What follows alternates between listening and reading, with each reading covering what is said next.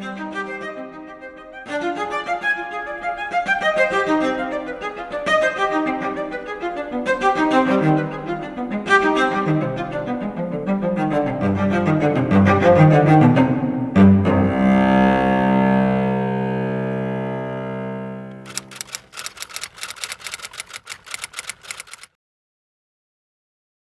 kita panggilkan saja, Dit.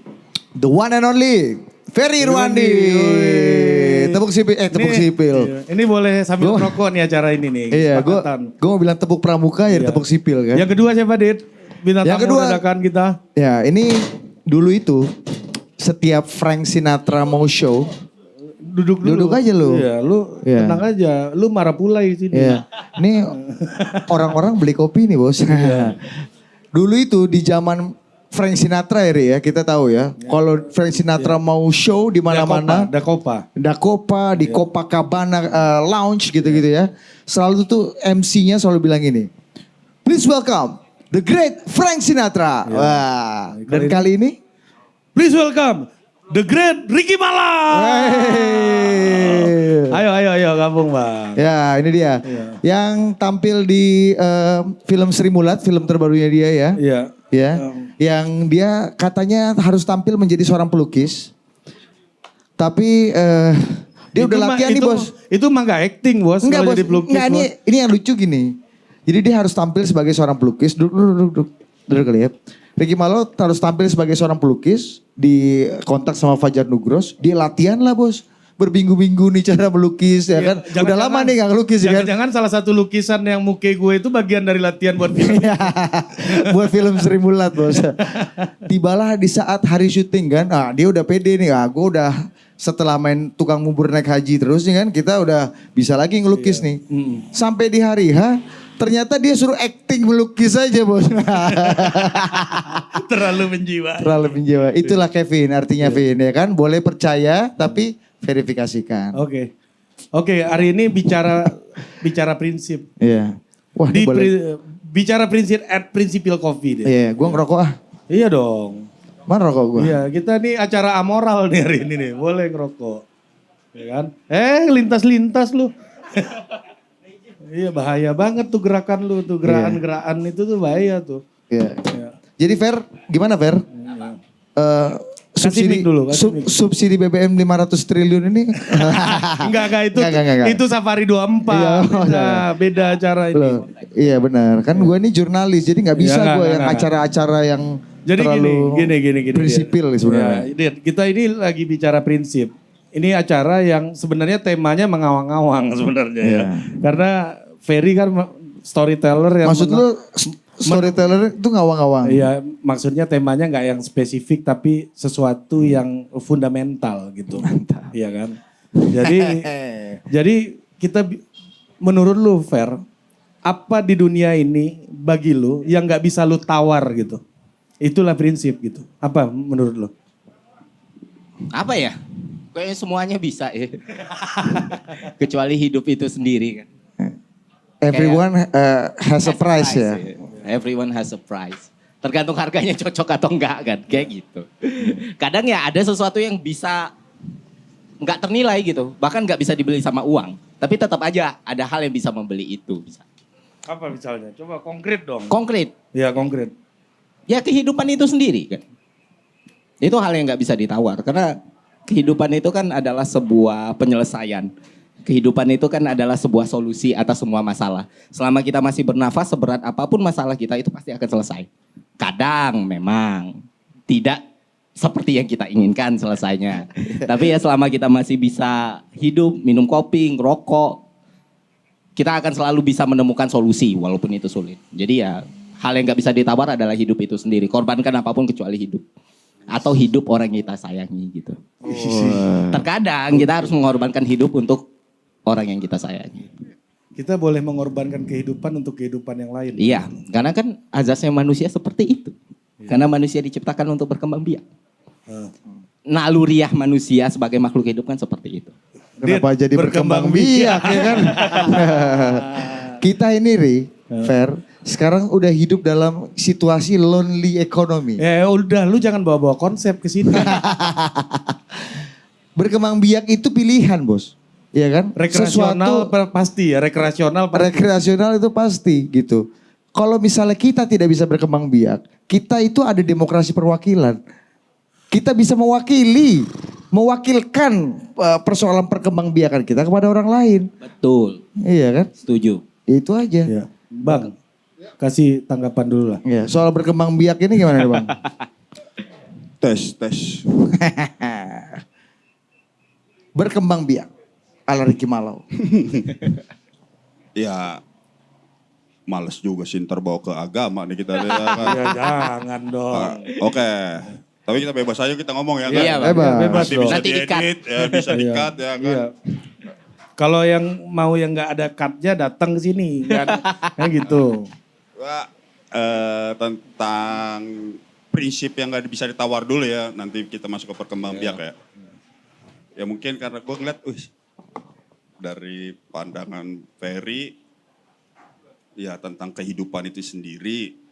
Justru gue malah melihat, anjing ternyata yang nggak bisa ditawar selama ini jangan-jangan emang kematian. Benar juga. Yang nggak bisa ditawar. Kehidupan itu bisa dicegah, kematian yang tidak bisa ditawar. Sepanjang ingatan gue dalam hidup ini gue malah sering berkompromi, malah yang gue nggak tahu nih prinsip gue ditaruh di mana. Tapi ketika dalam kematian mau lu nego secanggih apapun gitu, nggak bakal mungkin terjadi kejadian kemarin. Begitu susahnya polisi bernegosiasi. Iya. Lu tahu nggak konteksnya? Coba kasih penjelasan dulu buat Ari Putra ini. Dan katro-katro semua ada di sini. Iya. Ya tentang ada ustadz yang diduga melakukan pelecehan seksual. Iya. Nah, bagaimana sang mukti kiainya bisa bernegosiasi dengan polisi sampai larut tengah malam. Ya, gue tahu itu isunya. Masuk lagi ke arah tentang berkembang biak. Tempat ini 20 tahun lalu sering gue lewatin dan gak seperti ini. Ketika udah semakin banyak orang penduduknya ya mungkin itu bukti berkembang biak. Lahir dan berketurunan. Apa yang dulu lu alami, yang lu lihat, yang lu rasakan ketika melewati area ini gimana? Badan ya Bung Alfian silakan. Alfian, coba tolong kasih Alfian. cepat dulu. Kasih dulu cepat Alfian. Alfian, Woi. Tolong dulu dipanggil, dimatiin dulu itu Iya. mic. Gak apa-apa. gak apa-apa gimmick itu. Gimmick, Pian. gimmick, 20 tahun lalu jalan yang ada di depan kita ini terasa lebar. Tapi sekarang sempit banget ya. Itu gara-gara berkembang biak.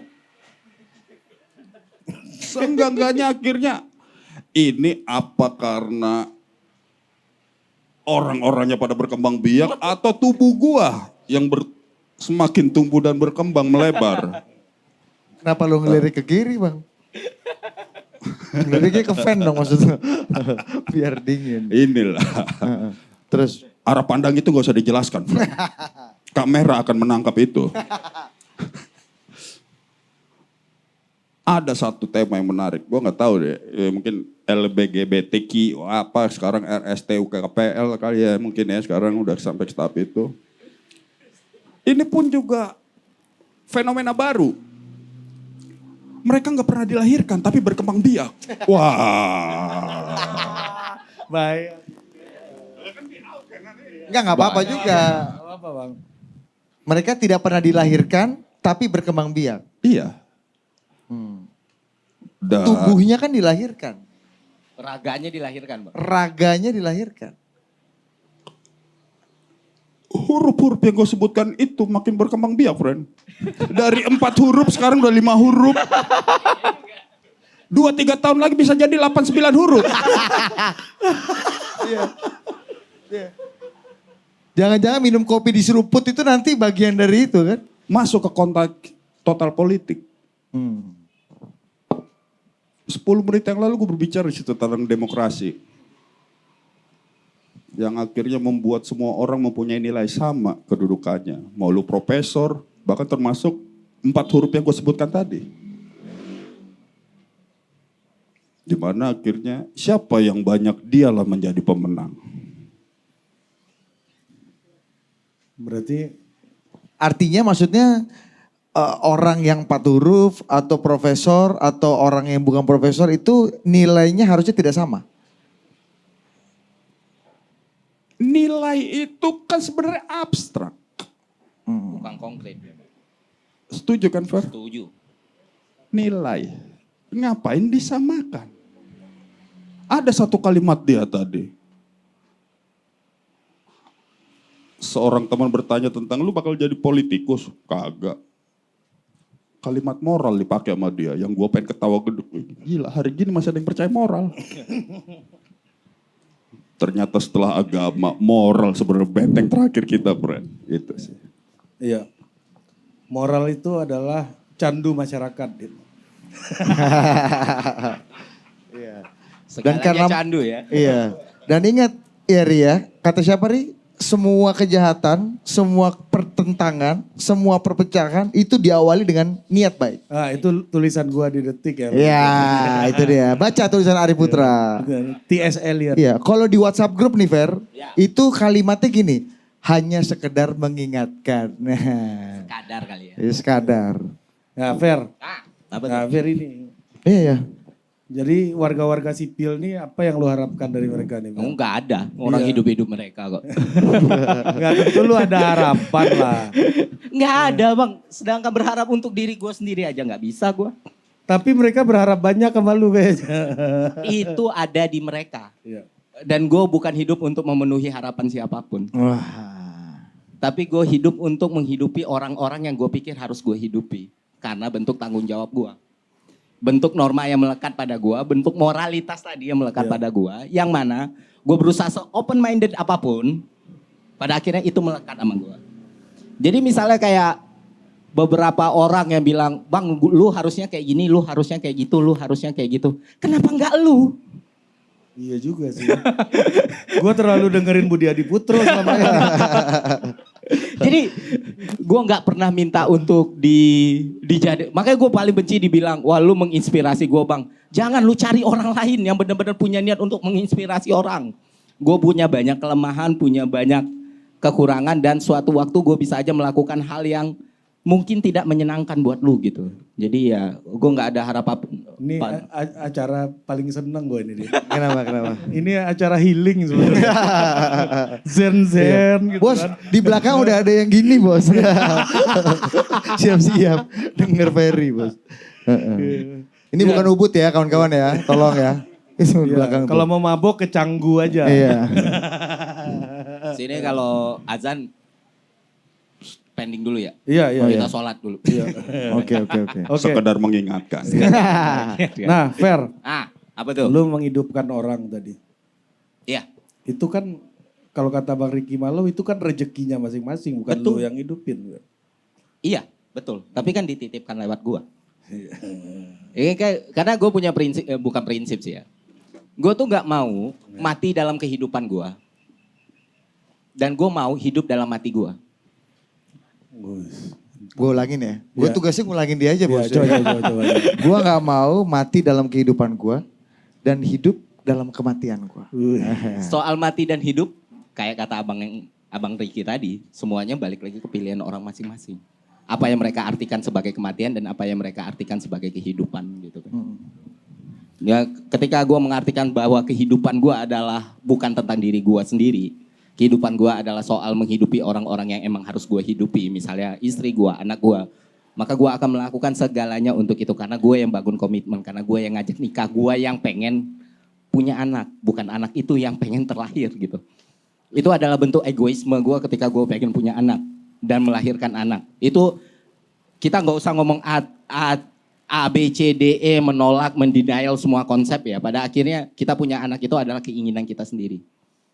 Dan cara menembus sebuah rasa egois itu adalah tanggung jawab Manusia nggak akan lepas dari responsibel. Berarti Anda mengatakan orang kayak Budi Adiputro yang tidak mau punya keluarga ini tidak egois. Tidak gitu. egois. Bagus, dia Fer, dia bagus, tidak mau Fer. menghancurkan orang lain. Betul. Meskipun ya Fer ya. Meskipun lebih banyak yang dihancurkan. Faktanya Iya. begitu. Yang tidak terukur. Iya. Ya kan, ya. Tidak ada surat-suratnya. Ini kan masalah ukuran aja. Kalau dalam survei itu masuk sampel apa enggak gitu. Ini tidak masuk dalam sampel. Sampling frame-nya apa gitu. Iya. Maka gue sangat menghormati orang-orang yang tidak mau membuat komitmen. Seperti Bang Budi Iya. Adiputro.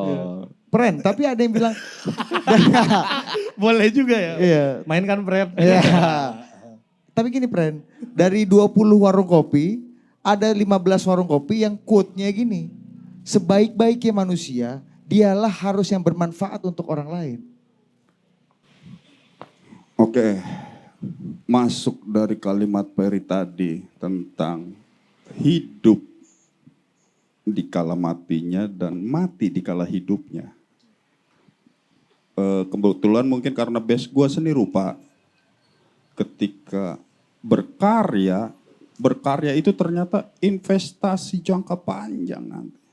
Makanya dulu ada yang namanya Van Gogh, Dali. Beyond, ya nggak salah kita ambil yang dekat aja ya, dekat lokal lah, lokal konten ya. Ya. Ricky Tentang Malau. kekaryaan, bukan. Basuki. Ya suka nggak suka deh. Ketika kita mengetahui ada jalan Empok Nori, itu bukti dia tetap hidup dalam matinya. Mantap. Ini penting. Masuk ke pertanyaan lu tadi. Sebaik-baiknya manusia, dialah yang harus bermanfaat untuk orang lain. Udah terjawab nggak dari 2 menit sebelumnya? Hmm. Bermanfaat akhirnya orang itu atas nama karyanya. Warga mengapresiasinya. Pemerintah mengakuinya. Dan itu udah banyak terjadi. Jalan Kemayoran jadi jalan Benyamin Benyamin Sueb. Kita tunggu aja ntar JIS jadi stadion. Iya. Gak gini briefingnya. Iya. Bang Riki itu pakai duit KPCPEN loh Bang. Duit negara itu injeksi dari pemerintah pusat. Jangan sebut-sebut itu Bang. Ya kira-kira begitulah Ya, jawabannya. tapi di satu sisi ada orang yang bermanfaat, berjasa sehingga ketika dia mati dia tetap bisa hidup. Dengan tadi nama jalan, kebermanfaatannya dirasakan orang. Kalau kita lihat jalan Senopati gitu Ri. Kalau kita klik dia di Google, coba lu Google Senopati gitu. Yang keluar itu apotek ditabrak, harga botol berapa ya kan. Yang masalah pahlawan Senopatinya ada di halaman kedua, halaman ketiga, Pren. Ya sama ini Pulau Bangkeng. Banyak juga yang nggak tahu. Iya. Iya kan? Padahal kan itu untuk menghidupkan lagi, Bang. Iya. Pada akhirnya jangan-jangan Pok Nori ini orang juga udah nggak tahu gitu Iya. kan. Atau Benjamin Sueb itu orang juga udah nggak tahu, jadi nggak ada maknanya Iya. lagi gitu. Kita ngejebut Jenderal Gatot Subroto yang sangat seorang pahlawan besar. Kita sebutnya Gatsu aja. Iya, Garsu. Gatsu bos. Heeh. Itu benar bahwa yang lu bilang tadi, pemaknaan itu akan ya semakin lama semakin hambar, biasa aja. Tapi untuk mencapai ke situ, kalau bisa, gua ngebayar gubernur atau apa nih, bisa nggak dibikin jadi nama jalan yang ini nih? Tujuan kita begitu juga. Tujuan kita bakal ke sana. Siapa yang kagak mau namanya diabadikan sebagai jalan? Gue jadi ke jalan sih ya. Sebenarnya lebih kepada sebenarnya tadi karya. Ya lu bilang jalan tadi. Enggak, Ponori. karena lokal. Iya. Tapi sebenarnya lebih kepada berkarya. Bahwa dalam hidupnya manusia itu berkarya. Dan setelah matinya orang masih mengenal karena karyanya. Di dunia seni rupa itu yang terjadi. Makanya gua korelasikan ketika akhirnya apresiasi terhadap para seniman akhirnya yang dilakukan oleh gubernur tercinta sekarang kita ini, itu gua patut acungi jempol. Wah, ada pengakuan ternyata. Dan itu ternyata paling susah kan. untuk mendapatkan pengakuan itu. Ya. Bila perlu kita malah menggadaikan prinsip kita untuk mendapatkan pengakuan kan. Ini, bicara prinsip. Kan tai. Nah, itu yang penting tuh kan. Nah jadi kalau gue Dit, ini gue mau agak lebih radikal lagi dari Bang Riki ini. Gimana? Ini seniman ini kadang-kadang radikalnya main aman juga gitu. Kalau Dengan ketika dia hit, dia puji gubernur kan bos. iya, Untuk menyelamatkan. makanya bagi gua yang diingat orang tuh perjuangannya. Kita tuh nggak lagi bekerja tapi lagi berjuang gitu. Makanya kita ini jadi pejuang gitu. Dan dari perjuangan kita lah kita memberikan manfaat gitu untuk orang lain gitu. Karya itu perjuangan bagi gua. Gitu. Orang tuh mencapai karya sampai kayak Ferry Irwandi, bisa storytelling kayak begitu, ada sakit, ada letih, ada amarah yang harus ditahan. Bang Ricky Malau harus stripping nonton film-film sinetron naik hajinya ini. Padahal umroh aja gak pernah gitu. Kamera nyala dia harus tersenyum.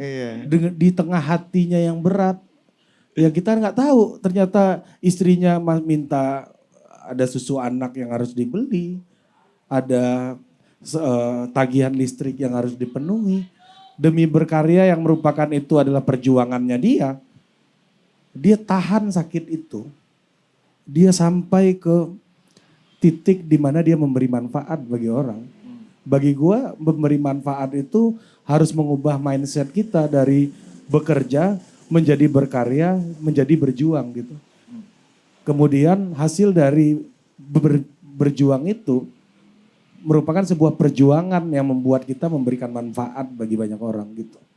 Mungkin itu dari gua. Gini Bang. Hidup adalah perjuangan. Iya. Mari gue sederhanakan lagi ya. Misalnya ini dari pemahaman paling simpel gue lagi. Nama stadion tadi. Iya.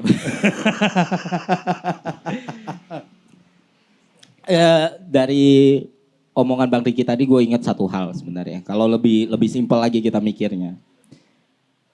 Kalian tahu The Beatles itu karirnya nggak lama loh. Karir The Beatles itu nggak lama. Tapi apa yang mereka lakukan bertahan sampai sekarang. Format band yang kita tahu itu dari The Beatles. Lagu-lagu yang seperti itu dari The Beatles. Termasuk yang main gitar gini-gini. Queen itu dari The Beatles. Semua The Beatles itu kayak akar dari semuanya gitu. Padahal it's not about time gitu kan. Mereka main, bubar, terus ya mereka sampai detik ini pun sejak John Lennon ditembak. Ide mereka nggak pernah mati. Apakah mereka berpikir ketika mereka berjuang dan mencetak karya, mereka akan berpikir bahwa ini akan berdampak seperti itu? Dia agak beda sama Bang Riki nih. Nah sekarang gini, ketika The Beatles melakukan hal itu, apakah benar kata Bang Budi? Apakah mereka berpikir atau enggak? Ya nggak tahu, gue bukan John Lennon Bang. Ya, jangan lu mengharapkan gue ada di pikiran John Lennon iya, kan? Itu sangat-sangat jauh antara Dia- Ferry Irwandi dan John Lennon. Dia money heist dia. Profesor. Nah, cuman apakah semua orang harus melakukan apa yang John Lennon lakukan, apa yang Paul lakukan, apa yang Ringo lakukan? No. Tentang kehidupan setelah kematian adalah sesimpel, lu punya anak. Lu punya anak. Kalau lu muslim, lu baca surat Al-Luqman bagaimana anak itu dididik. Surat apa bos? Nanti gue baca nih. Itu kalau muslim ya. Nah, gue sesimpel ya kayak karena gue udah punya anak gue perempuan. Salah satu bentuk wujud nyata bagaimana mati setelah kehidupan itu adalah gue tahu perempuan hidup di dunia yang mungkin akan sangat berat buat mereka. Mereka akan mendapat akan dijudge orang kapanpun mereka berada. Mereka nggak akan pernah mereka juga sampai detik ini nggak menerima kebebasan seperti apa yang sudah seharusnya. Mereka akan terus dinilai untuk sesuatu yang bahkan nggak mereka lakukan. Gue nggak bisa ngerubah tatanan dunia seperti itu, tapi ada yang bisa gue lakukan sebagai bapak. Seenggaknya gue adalah orang pertama yang memberikan demokrasi, memberikan kebebasan, dan memberikan dia kemerdekaan gitu. Itulah yang bisa gue lakukan. Sehingga waktu gue nggak ada, seenggaknya ketika dia menghadapi dunia yang fucked up ini, dia tahu gue udah menerima kedaulatan penuh dari bapak gue. Itu salah satu contohnya.